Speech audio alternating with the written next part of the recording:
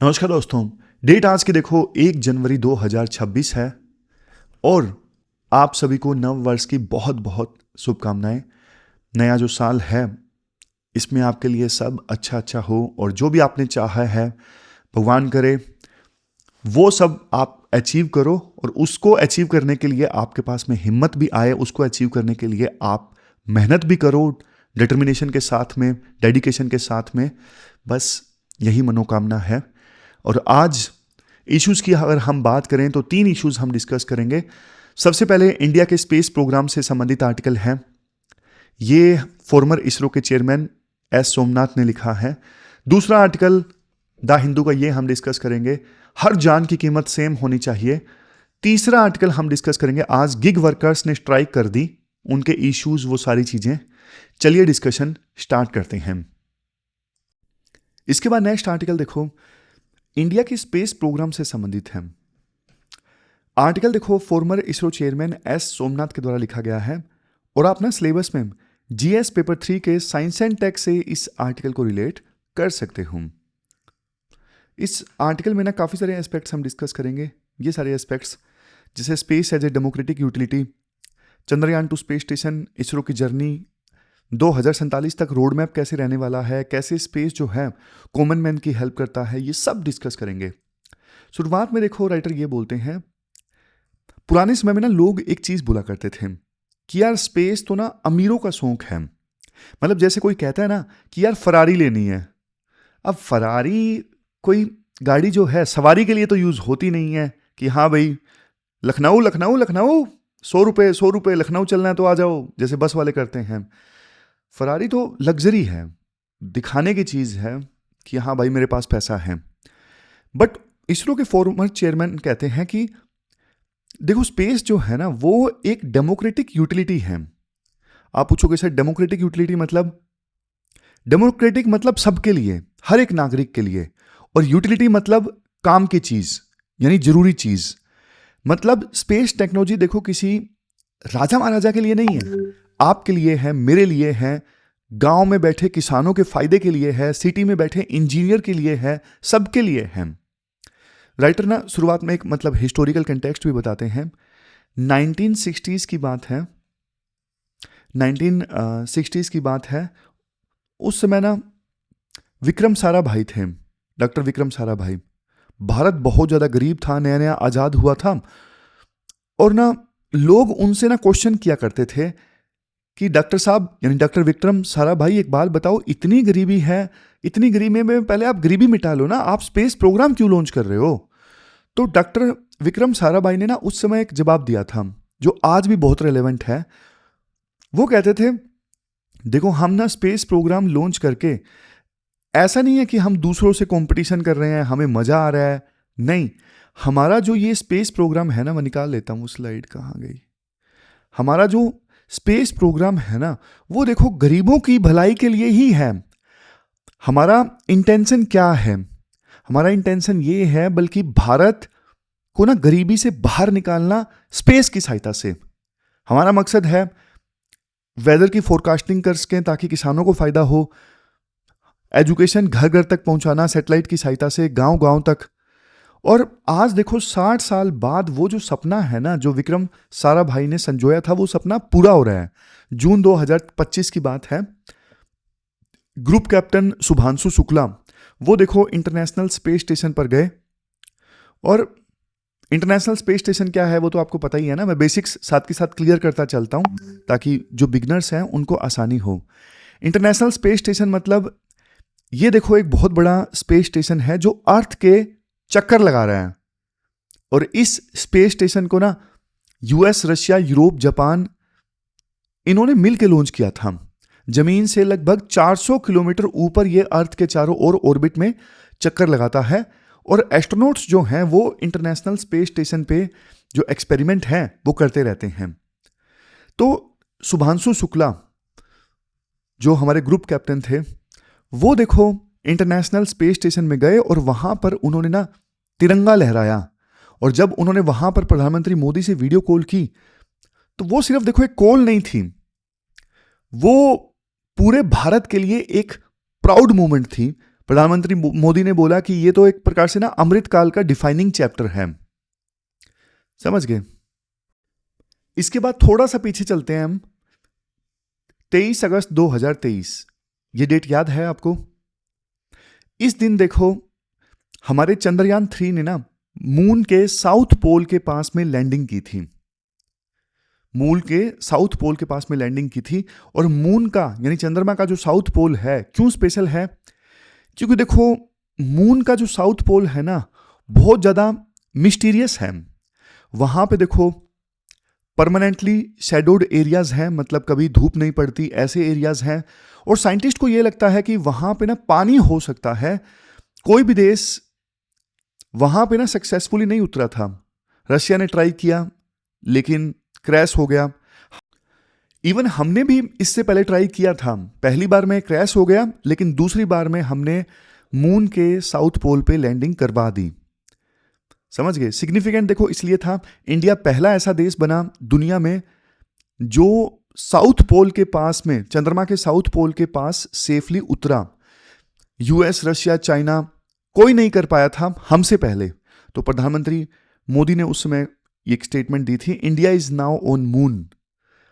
तो इसका फायदा देखो ये हुआ, उस पल को ना पूरे इंडिया ने टीवी पर देखा और क्लासरूम्स में बहुत ज्यादा मोटिवेशन आया बच्चों में कि यार हमें भी कुछ ऐसा ही करना है, साइंस की तरफ जाना है। फिर इसके बाद राइटर बोलते हैं ये जो तीनों चंद्रयान मिशंस थे ना काफी सक्सेसफुल रहे हैं। चंद्रयान 1 जो 2018 में लॉन्च किया गया था, ये हमारा पहला मून मिशन था। इसने क्या किया, इसने ना पानी के मॉलिक्यूल्स को मून पर ढूंढा और ये भी एक गेम चेंजर था क्योंकि दुनिया को पता ही नहीं था कि मून पर पानी है, हमने बताया। और ये जो चंद्रयान 1 मिशन था ना, ये एक प्रकार से ऑर्बिटर था जो सिर्फ चंद्रमा के चारों ओर चक्कर लगा रहा था, फोटो खींच रहा था, लेकिन ये मून पर ना लैंड नहीं हुआ, उतरा नहीं। फिर चंद्रयान 2 2019 में लॉन्च हुआ। इस बार मून पर उतरने की मतलब लैंडिंग की कोशिश की गई। देखो ऑर्बिटर तो सफल रहा और चंद्रयान 2 में जो ऑर्बिटर था वो तो आज भी चंद्रमा के चारों ओर ऑर्बिट में चक्कर लगा रहा है। लेकिन देखो लैंडर लास्ट मोमेंट पे ना क्रैश कर गया। लैंडर मतलब विक्रम, जिसको मून के सरफेस पे लैंड करना था, उतरना था, वो क्रैश कर गया। काफी दुखद क्षण था लेकिन साइंटिस्ट ने हिम्मत नहीं हारी। फिर चंद्रयान 3 आया 2023 में। इसमें तो हमने देखो ना सिर्फ लैंडर भेजा बल्कि लैंड करने के बाद में उस लैंडर के अंदर से ना 4 पहियों की या 6 पहियों की गाड़ी निकलती है जिसे बोलते हैं रोवर। रोवर बोल लीजिए, देसी भाषा में गाड़ी बोल लीजिए। तो वो जो गाड़ी है ना, लैंडर तो उतरा ही उतरा बल्कि उसमें से गाड़ी उतरी ना, वो भी सेफली इधर उधर घूमी और एक्सपेरिमेंट्स परफॉर्म किए, जिसे नाम भी था उसका प्रज्ञान रोवर। प्रज्ञान रोवर 14 दिन तक इस रोवर ने यानी गाड़ी ने घूम घूम के वहां पे एक्सपेरिमेंट किए। और ये जो लैंडिंग थी ना चंद्रयान 3 वाली, पूरी तरह से सॉफ्ट लैंडिंग थी। आप बोलोगे सर सॉफ्ट लैंडिंग क्या होती है? मैं बेसिक साथ के साथ क्लियर करता चलता हूं। देखो जो लैंडर होता है वो मून पे लैंड करता है ना या किसी दूसरी बॉडी पे लैंड करता है, तो 2 तरीके से लैंड कर सकता है। एक तो देखो धीरे धीरे धीरे धीरे, जैसे प्लेन उतरता है ना, मतलब प्लेन तो नहीं, प्लेन को तो रनवे चाहिए, लेकिन धीरे धीरे धीरे धीरे धीरे आसानी से उतर गया, सॉफ्ट लैंडिंग हो गई, कोई नुकसान नहीं हुआ, सब कुछ ठीक है। और एक होती है हार्ड लैंडिंग। लैंडर आया उतरने उतरते और संभला ही नहीं और एकदम बढ़ाम जोर से धमाका, बहुत स्पीड में लैंड हो गया, सब कुछ तबाह हो गया, वो होती है हार्ड लैंडिंग।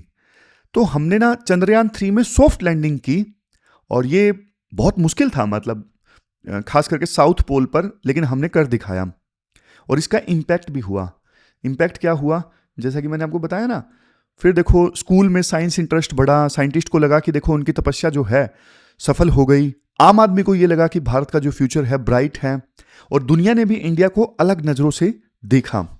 इसके बाद राइटर बोलते हैं आज देखो हम चांद तक सीमित नहीं है, हम ना अब ग्लोबल स्पेस पावर बन चुके हैं।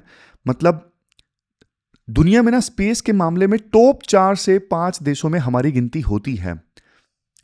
अचीवमेंट्स क्या है इंडिया की, जैसे देखो फॉरेन सैटेलाइट्स को लॉन्च करना, हमने देखो 400 से ज्यादा विदेशी सैटेलाइट्स लॉन्च किए हैं अपने रॉकेट से। दूसरे देश हमारे पास में आते हैं, भैया पैसा ले लो, हमारा सैटेलाइट लॉन्च कर दो, और हम उनका सैटेलाइट लॉन्च कर देते हैं। वो हमारे पास में आते क्यों हैं? क्योंकि देखो हम सस्ते में लॉन्च कर सकते हैं, हमारी रिलायबिलिटी अच्छी है, सक्सेस रेशो अच्छी है, और जो रॉकेट हम यूज़ करते हैं PSLV रॉकेट, वो रॉकेट भी काफ़ी अच्छा है, इसलिए दूसरे देश हमसे सैटेलाइट लॉन्च करवाते हैं। फिर मंगलयान की बात कर लीजिए। 2014 में हमने मंगलयान यानी मार्स ऑर्बिटर मिशन लॉन्च किया था। अक्षय कुमार की मूवी भी है इस पे। और देखो पहली ही कोशिश में ये जो मिशन था ना, वो सफल रहा था। बल्कि US, रशिया, यूरोप, इनको तो मल्टीपल ट्रायल्स लगे थे अपने मार्स मिशन को सफल बनाने में। हमने एक ही बार में ट्राई किया और ये मिशन सफल रहा। और उस समय एक स्टोरी बहुत वायरल हुई थी, हमारा मंगलयान पे कितना खर्चा आया, लगभग 450 करोड़ रुपए। हॉलीवुड की एक मूवी है ग्रेविटी, उस ग्रेविटी मूवी का जो बजट है वो 650 करोड़ रुपए का था। मतलब हमने मार्स मिशन एक हॉलीवुड मूवी से सस्ता लॉन्च कर दिया था। फिर आदित्य L1 मिशन की बात की जाती है, 2023 में हमने लॉन्च किया। ये जो मिशन है ये देखो सन को स्टडी करने के लिए है। अब आप सोचोगे सर सूरज के पास कैसे जाएंगे, मतलब जल जाएगा ना जो भी सूरज के पास जाएगा। तो नहीं, ये देखो सूरज के पास नहीं गया ये मिशन आदित्य L1। ये लैग्रेंज पॉइंट 1 पे है। लैग्रेंज पॉइंट 1 बेसिक साथ के साथ क्लियर करता चलता हूं। लैग्रेंज पॉइंट क्या होते हैं? देखो अर्थ और सन के बीच में ना कुछ स्पेशल पॉइंट्स होते हैं, अर्थ और सन के बीच में। इन पॉइंट्स पर अगर कोई चीज रखो तो वो चीज देखो फिर स्टेबल रहती है, मतलब ग्रेविटी जो है वो बैलेंस हो जाती है, ना अर्थ की तरफ खींचेगा ना सन की तरफ। टोटल देखो ऐसे ना 5 लैग्रेंज पॉइंट्स हैं, L1, L2, L3, L4, L5। और जो ये L1 है, L1 पॉइंट देखो अर्थ और सन के बीच में है। समझ गए? साथ के साथ बेसिक्स क्लियर करने से आपकी प्री की भी तैयारी होती रहती है ना। और फिर देखो जो L1 लैग्रेंज पॉइंट है ना, वहां से जो आदित्य L1 मिशन है वो सन को ना कंटिन्यूअसली देख सकता है और बिना अर्थ के बीच में आए। ये आदित्य L1 मिशन देखो स्पेस वेदर को और सन के कोरोना को स्टडी करता है। स्पेस वेदर क्या है? मतलब देखो सन से जो पार्टिकल्स वगैरह नहीं निकलते, जो सोलर विंड होती है, कभी कभी देखो वो जो सोलर पार्टिकल्स है ना बहुत ज्यादा निकलते हैं, उन्हें सोलर फ्लेयर्स कहते हैं। और ये सोलर फ्लेयर्स यानी सन से निकलने वाले पार्टिकल्स, ये हमारे सैटेलाइट्स, पावर ग्रिड्स और कम्युनिकेशन वगैरह को ना बहुत ज्यादा डिसरप्ट कर देते हैं, प्रभावित करते हैं। अगर हमें पहले से पता हो कि ये सोलर पार्टिकल्स आने वाले हैं सैटेलाइट की तरफ, तो हम प्रिपेयर हो सकते हैं। फिर नेक्स्ट है एक्सपोसैट मिशन, ये हमने 2024 में लॉन्च किया था। ये जो एक्सपोसैट मिशन है ना, ये देखो ब्लैक होल्स की स्टडी कर रहा है। ब्लैक होल मतलब ये स्पेस में एक ऐसी जगह होती है जहां पे ग्रेविटी इतनी स्ट्रांग होती है कि लाइट भी उस जगह के पास आ जाए ना तो लाइट भी वापस नहीं जा पाती, इसलिए ब्लैक है, कुछ दिखता ही नहीं। तो ब्लैक होल बहुत मिस्टीरियस होते हैं और साइंटिस्ट अभी भी समझ रहे हैं कि पूरा जो फेनोमेनन होता है ब्लैक होल्स में कैसे होता है। जो एक्सपोसैट है वो देखो एक्सरेज स्टडी करता है जो ब्लैक होल्स के पास से आते हैं। फिर नेक्स्ट है स्पेस डेक्स मिशन, ये भी 2024 में लॉन्च किया था। इस स्पेस डेक्स मिशन ने ना इन ऑर्बिट डॉकिंग को कर दिखाया। आप पूछोगे सर ये इन ऑर्बिट डॉकिंग क्या होती है? पहले आप ये समझो डॉकिंग क्या होती है। इसको ना आप ऐसे समझो, जैसे मान लो आप साइकिल चला रहे हो और आपका दोस्त भी साइकिल चला रहा है। अब दोनों ना चलते चलते हाथ मिलाते हैं बिना रुके, ये क्या है? ये डॉकिंग है।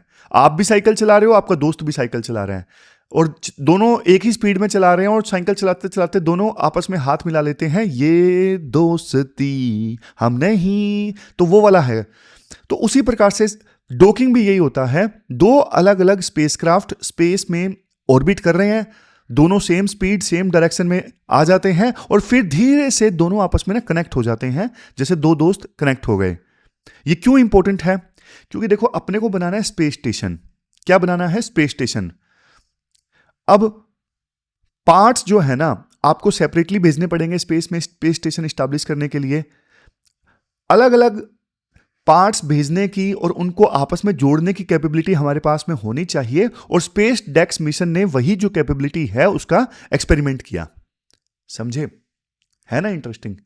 फिर इसके बाद राइटर जो हैं वो नए विजन की बात करते हैं। 2047 में ना इंडिया 100 साल का हो जाएगा, तब तक हम क्या करना चाहते हैं स्पेस में। हमारे देखो फ्यूचर गोल्स इस प्रकार से हैं। सबसे पहले है गगनयान मिशन। ये देखो देश का ना अपना ह्यूमन स्पेस फ्लाइट मिशन है, मतलब अपने रॉकेट में, अपने कैप्सूल में, अपने एस्ट्रोनॉट्स को हम स्पेस में भेजेंगे। टारगेट रखा है हमने 2027 का, 2027। 4 जो एयरफोर्स पायलट्स हैं वो ट्रेनिंग ले रहे हैं इस सिलसिले में, और इन्हें ना व्योमनॉट्स बुलाएंगे। मतलब ये जो एस्ट्रोनॉट्स होंगे जिनको हम स्पेस में भेजेंगे, उनको नाम भी दिया है सरकार ने व्योमनॉट्स। बजट 20,000 करोड़ से ज्यादा है गगनयान मिशन का। अभी तक सिर्फ देखो यूएसए, रशिया और चाइना, इन 3 देशों ने खुद से ह्यूमंस को स्पेस में भेजा है और हम चौथे होंगे। फिर चंद्रयान 4 और चंद्रयान 5, इन मिशंस पे भी इसरो काम कर रहा है। चंद्रयान 4 क्या करेगा, मून पर जाएगा और सैंपल्स लेके वापस आएगा। अब ये देखो बहुत मुश्किल है, इसे सैंपल रिटर्न मिशन कहते हैं। मून की जो मिट्टी है उसे हम वापस अर्थ पर लेकर आएंगे। फिर विनस मिशन है, यानी शुक्रयान, जो विनस प्लेनेट है यानी शुक्र ग्रह, वहां पर यह मिशन जाएगा। विनस देखो काफी इंटरेस्टिंग है, क्योंकि देखो साइज में ना बिल्कुल धरती जैसा है विनस, लेकिन बहुत गर्म है, हॉट है। तो वहां जाके स्टडी करेंगे कि जो प्लैनेट्स हैं वो कैसे इवोल्व होते हैं। फिर हमारा टारगेट ये भी है 2040 तक ना एक भारतीय ना चांद पर पैर रखे। अभी तक सिर्फ देखो यूएसए के जो एस्ट्रोनॉट्स हैं वो चांद पर गए हैं अपोलो मिशन में बैठ के, तो हम भी वहां पे जाना चाहते हैं।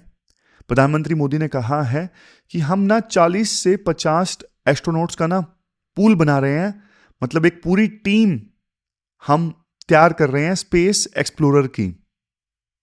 समझ गए? एक और ये जो इंडिया का खुद का स्पेस स्टेशन, उसकी बात तो हमने कर ही ली है ना। इंडिया का खुद का स्पेस स्टेशन यानी भारतीय अंतरिक्ष स्टेशन 2035 तक इंडिया अपना खुद का स्पेस स्टेशन लॉन्च करना चाहता है।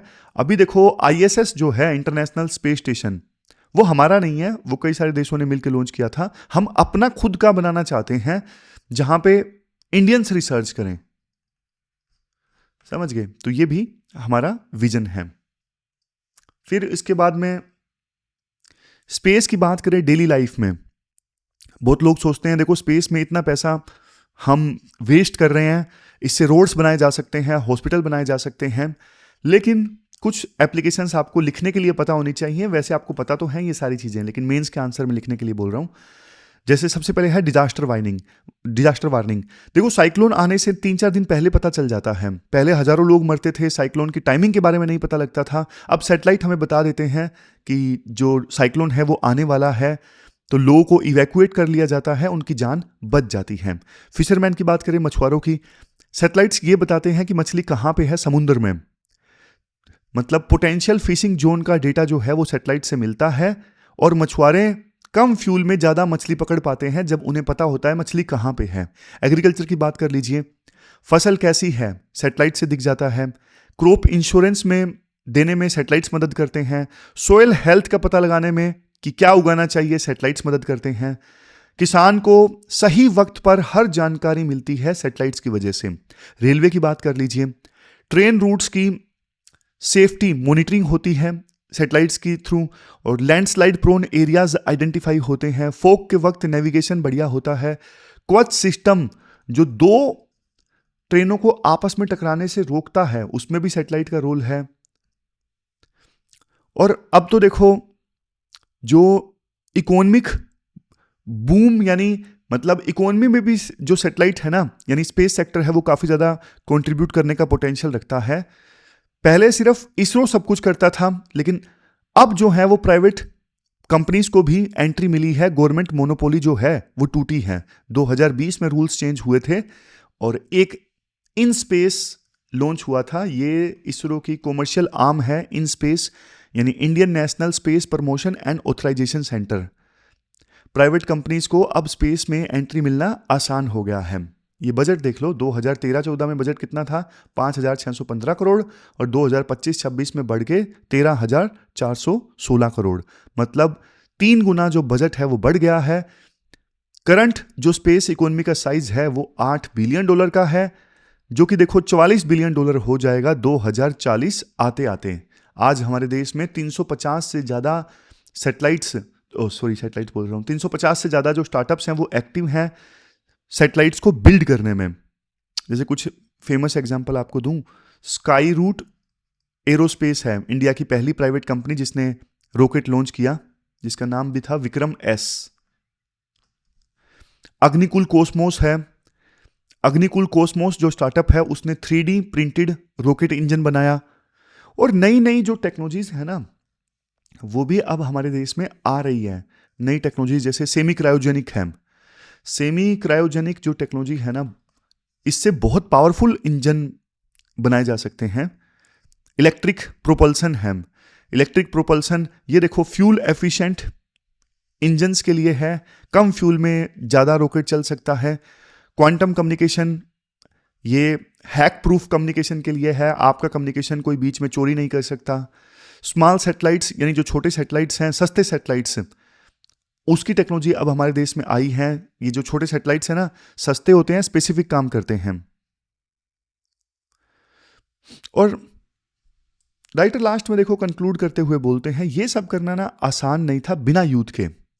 मतलब आप जैसे जो यूथ हैं उनके बिना देखो स्पेस प्रोग्राम नहीं चलेगा। आप लोग तो खैर यूपीएससी की तैयारी कर रहे हो, तो यूथ एंगेजमेंट शुरुआत से ही काफ़ी ज़्यादा इंपॉर्टेंट है। लोगों का इंटरेस्ट होना चाहिए स्टेम में, साइंस में, टेक्नोलॉजी में, इंजीनियरिंग में। बिना यूथ के इंटरेस्ट के हम स्पेस प्रोग्राम को आगे नहीं ले जा सकते। और सरकार ने इसके लिए कोशिश भी किए हैं काफ़ी, जैसे इंटरनेशनल ओलंपियाड 2025 अगस्त में इंडिया ने इसे होस्ट किया था। 60 कंट्रीज आई और इंडियन स्टूडेंट्स ने काफ़ी मेडल जीते।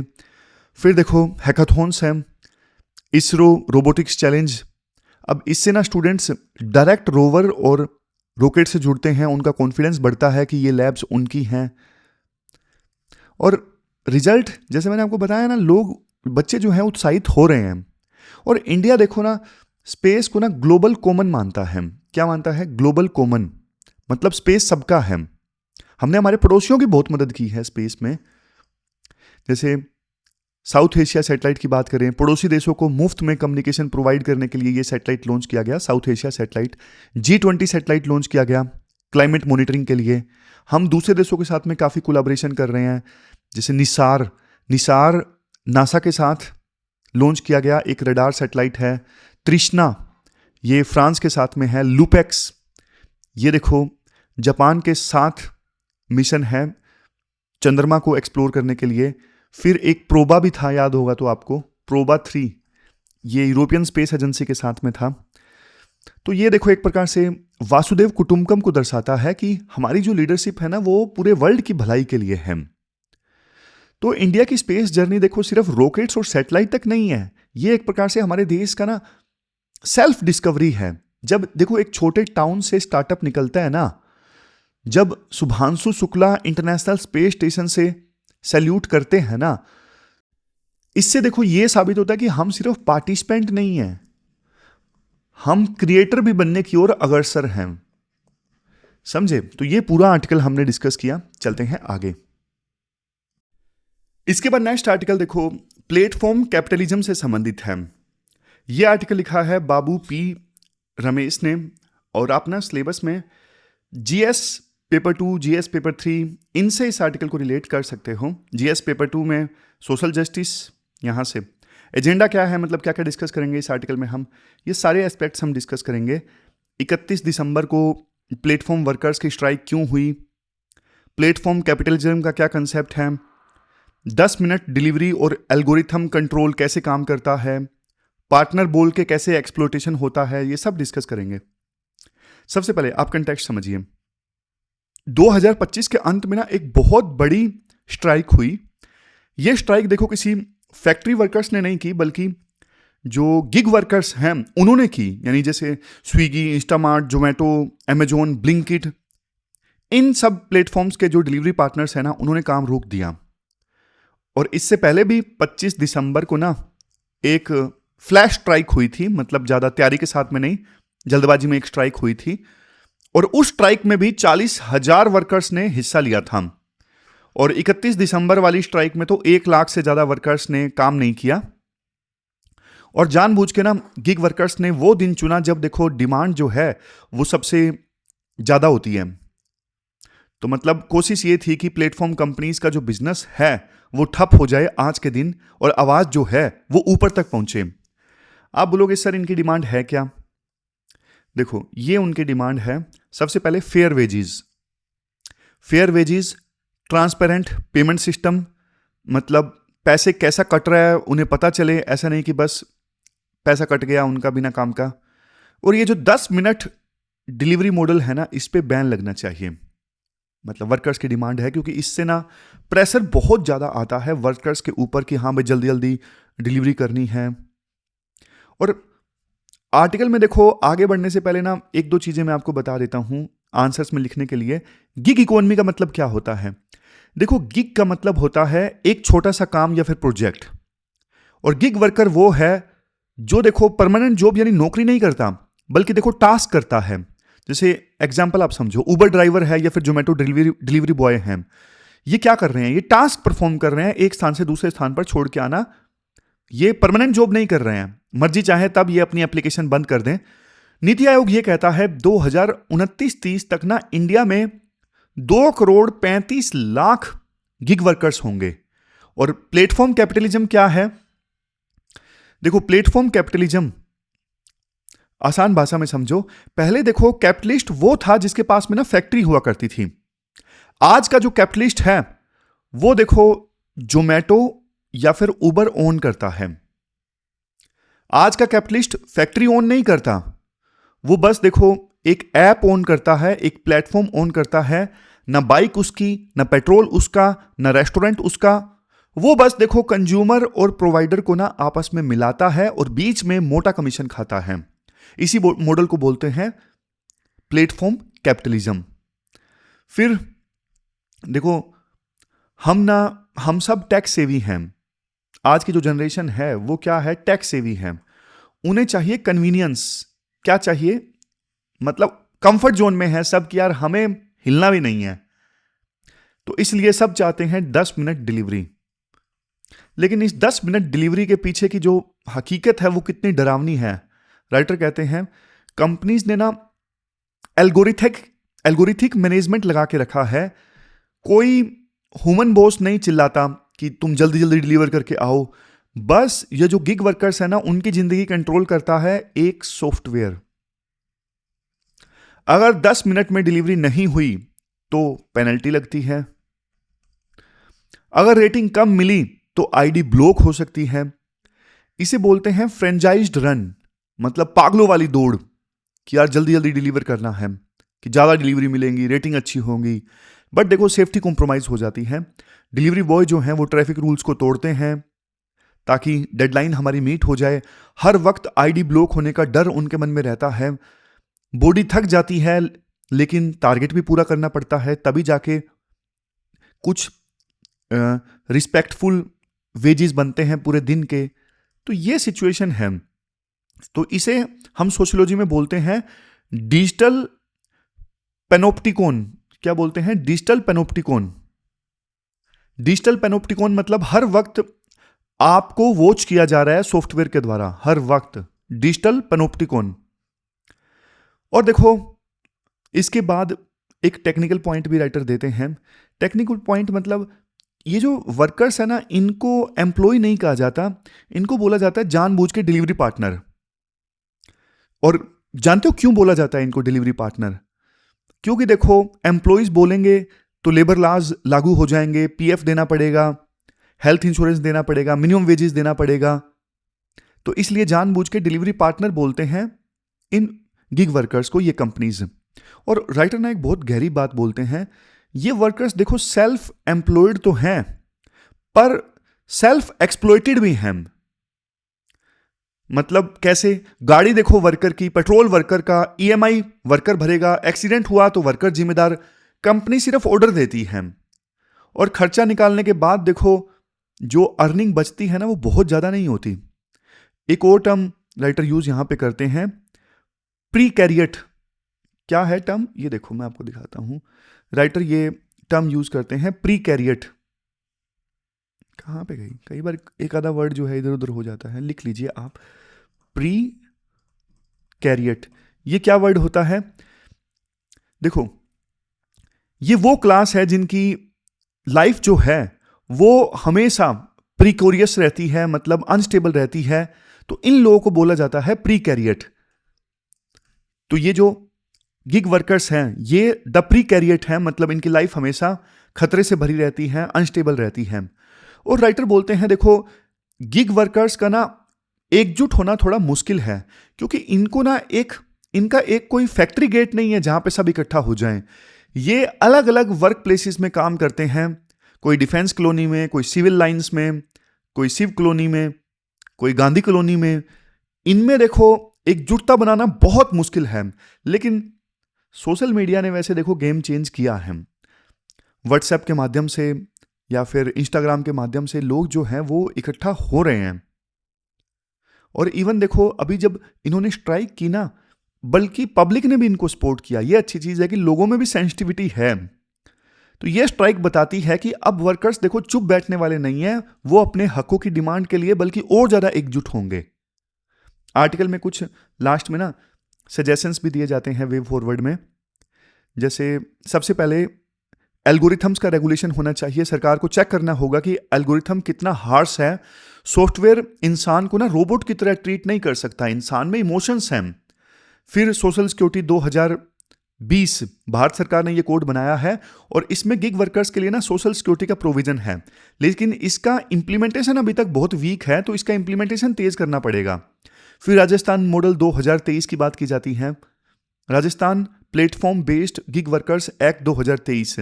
ये इंडिया का पहला लॉ है जो गिग वर्कर्स के वेलफेयर के लिए ना वेलफेयर बोर्ड बनाता है। हर ट्रांजैक्शन पर कंपनी कुछ सेस देगी जो देखो वर्कर्स के फंड में जाएगा। फिर नेक्स्ट है ट्रांसपेरेंट बिलिंग।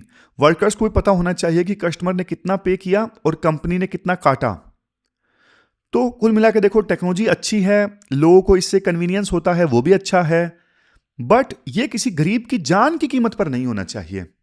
तो इस स्ट्राइक ने ना एक बहुत बढ़िया अवेयरनेस क्रिएट की है। तो आगे भी गिग वर्कर्स को ना एकजुट होने की आवश्यकता है। चलते हैं आगे। इसके बाद next article, ensuring that value of all lifes is the same. आप मुझे एक बात बताओ, क्या एक अमीर की जान की जो वैल्यू है वो गरीब की जान से ज्यादा है? नहीं ना। मतलब कानून तो यही कहता है कि ऐसा नहीं होना चाहिए, मोरालिटी भी यही कहती है, बट देखो ऐसा हो रहा है। आप ना सिलेबस में जीएस पेपर सेकंड के सोशल जस्टिस से और जीएस पेपर 4 एथिक्स से इस आर्टिकल को रिलेट कर सकते हो। ये सारे एस्पेक्ट्स इस आर्टिकल में हम डिस्कस करेंगे। रोड एक्सीडेंट्स में कंपनसेशन कैसे डिसाइड होता है, मोटर व्हीकल एक्ट और सुप्रीम कोर्ट के फॉर्मूलाज क्या हैं, आर्टिकल 14 और आर्टिकल 21 का वायलेशन कैसे हो रहा है, सब डिस्कस करेंगे। सबसे पहले आपने सोच के देखिए, 31 दिसंबर की रात है, नया साल आने वाला है, पार्टी चल रही है, लोग सेलिब्रेट कर रहे हैं, सड़क पर एक भयंकर रोड एक्सीडेंट होता है और उस गाड़ी में ना 2 लोग अपनी जान गंवा देते हैं। एक है पर्सन ए, जो पर्सन ए है बहुत बड़ा डॉक्टर है जिसकी सैलरी 5 लाख पर मंथ है। दूसरा है पर्सन बी जो है वो एक होम मेकर है, यानी हाउसवाइफ है या फिर एक छोटा वेंडर है। अब देखो कोर्ट में केस जाता है कंपनसेशन के लिए। आपको क्या लगता है दोनों की जो जान की कीमत है वो सेम होगी? आप बोलोगे सर होनी तो चाहिए, जान तो जान है, लेकिन जवाब है नो। दोनों की जान की कीमत जो है वो सेम नहीं है। जॉन डोन का ना फेमस कोट है, वो बोलते हैं each man death diminishes me for I am involved in Mankind.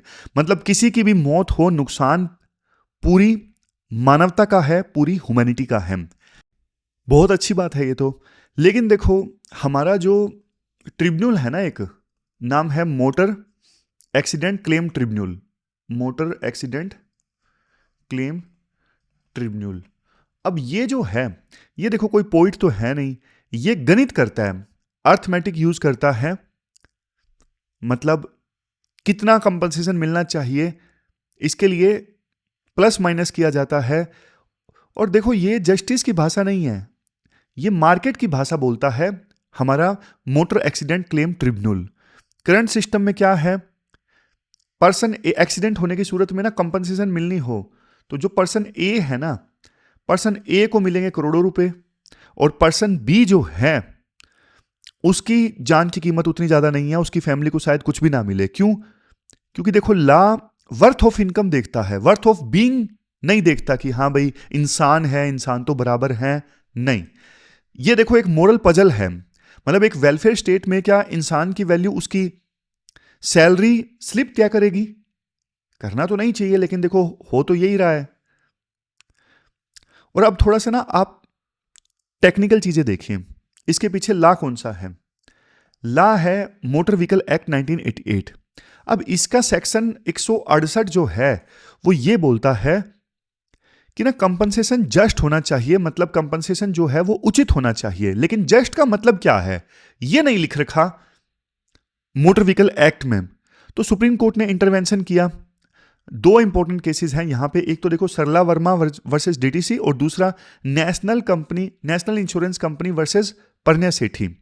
In cases में ना सुप्रीम कोर्ट ने मल्टीप्लायर मेथड को इंट्रोड्यूस किया। कौन सा मेथड? Multiplier method. आप ना फॉर्मूला समझो, फॉर्मूला क्या है? एनुअल इनकम, फॉर्मूला क्या है मैं आपको दिखा भी देता हूं, एक सेकंड रुकिए। ये फॉर्मूला है annual income into age based factor plus में fixed sum for funeral love divided equal to compensation. ये है, ये देखो एनुअल इनकम को एज बेस्ड फैक्टर से मल्टीप्लाई कर दो प्लस में fixed sum for love care funeral. इस फॉर्मूले का बेस इनकम है। अब कोर्ट का देखो इंटेंट तो अच्छा था, यूनिफॉर्मिटी लेके आना ताकि हर जज अलग अमाउंट ना दे, लेकिन यूनिफॉर्मिटी के चक्कर में ना हायरार्की बन गई है। जिसकी सैलरी ज्यादा उसकी लाइफ की वैल्यू हाई, और जिसकी सैलरी जीरो उसकी जो वैल्यू है ऑलमोस्ट जीरो। अब सोचो उनके बारे में जिनकी सैलरी स्लिप नहीं होती। अब गृहिणी है, होम मेकर है, बच्चे हैं, इनफॉर्मल वर्कर हैं यानी मजदूर हैं। कोर्ट इनके लिए नोशनल इनकम यूज करता है, मतलब काल्पनिक आय। अब यह अमाउंट ना बहुत कम होता है, ऑफन सिर्फ सिंबॉलिक अमाउंट दिया जाता है। एक केस आया था सुप्रीम कोर्ट में, केस का नाम था Kirti versus oriental insurance. Supreme court ने यह बोला था कि domestic work is real work, मतलब घर का काम भी प्रोडक्टिव लेबर है, लेकिन देखो फिर भी कैलकुलेशन का जो बेस है वो तो देखो इनकम ही है ना। हम देखो एक ऐसे सिस्टम में है जो सिर्फ उस चीज को काउंट करता है जिसे ना मेजर किया जा सके। जो मां बच्चों को पैदा करती है, नर्चर करती है, क्या उसकी वैल्यू जीरो है? जो मिस्त्री शहर बनाता है, क्या उसकी वैल्यू इंजीनियर से कम है? कम से कम देखो कोर्ट ने तो यही माना। अब आप ना इस चीज को ना संविधान से लिंक कीजिए। आर्टिकल 14 कॉन्स्टिट्यूशन कहता है इक्वालिटी बिफोर लॉ। अगर लॉ एक सैलरीड पर्सन को ज्यादा कंपनसेशन दे रहा है और सेल्फ एम्प्लॉयड को कम दे रहा है, तो क्या ये इक्वालिटी का वायलेशन नहीं है? है जाहिर तौर पे। इवन ये आर्टिकल 21 का भी वायलेशन है, right to life with dignity. Dignity यानी देखो गरिमा जो है वो हर इंसान की होती है, चाहे वो एक सीईओ हो या फिर एक चपड़ासी हो। डिग्निटी अंदरूनी है। डिग्निटी देखो कंडीशनल नहीं है कि हाँ भाई ये कंडीशंस फुलफिल होंगी तब आपको आपकी गरिमा का ख्याल रखा जाएगा, अदरवाइज नहीं। तो जब कंपनसेशन देखो इनकम के हिसाब से बदलता है तो डिग्निटी यानी गरिमा जो है वो एक प्रिविलेज बन जाता है जो अमीर लोगों के पास में है, सिर्फ गरीब लोगों के पास में नहीं है। कुछ इंपॉर्टेंट लाइंस आप जो आंसर्स में यूज कर सकते हो, जैसे देखो रोनाल्ड डोरकिन, इनका कंसेप्ट ये था law as integrity, law as integrity. इन्होंने एक बात बोली थी कि देखो हर इंसान को ना इक्वल कंसर्न और इक्वल रिस्पेक्ट मिलनी चाहिए, लेकिन करंट सिस्टम में ना ये मिसिंग है। और एक और अप्रोच है मराठा नुसबोम की, वो बोलते हैं कैपेबिलिटी अप्रोच उन्होंने दिया कि डिग्निटी का मतलब क्या है? डिग्निटी का मतलब है freedom to live, love and flourish. Income important है, बट देखो इनकम ही सब कुछ डिफाइन नहीं करती। अब आप देखिए दूसरे सेक्टर्स में क्या होता है। दूसरे सेक्टर्स में जैसे रेलवे एक्ट 1989 है, अगर ट्रेन एक्सीडेंट में किसी पैसेंजर की डेथ हो तो फिक्स्ड सम मिलता है 8 लाख, इरिस्पेक्टिव ऑफ इनकम, चाहे वो एसी फर्स्ट क्लास में हो या जनरल डिब्बे में, ये इक्वेलिटी है। आप कैरेज बाय एयर एक्ट 1972 देखिए, एयरलाइन बिना हर डिजीज्ड पैसेंजर के लिए ना एक यूनिफॉर्म अमाउंट पे करती है। वहां यह नहीं पूछा जाता कि मरने वाला सीईओ था या स्टूडेंट था। अब रोड एक्सीडेंट्स की बात कर लीजिए। रोड एक्सीडेंट्स में ना यहां पे लॉ इंसिस्टेड है, पहले इनकम बताओ फिर वैल्यू लगाएंगे। मतलब रोड सेक्टर में चीज गलत है, रेलवेज में और एविएशन सेक्टर में फिर भी सही है। यहां पे ना एक और टेक्निकल पॉइंट है, सेक्शन 147 लायबिलिटी से रिलेटेड। लॉ कहता है कि देखो इंश्योरेंस कंपनी की जो लायबिलिटी है वो अनलिमिटेड है, लेकिन थ्योरी और रियलिटी में फर्क है।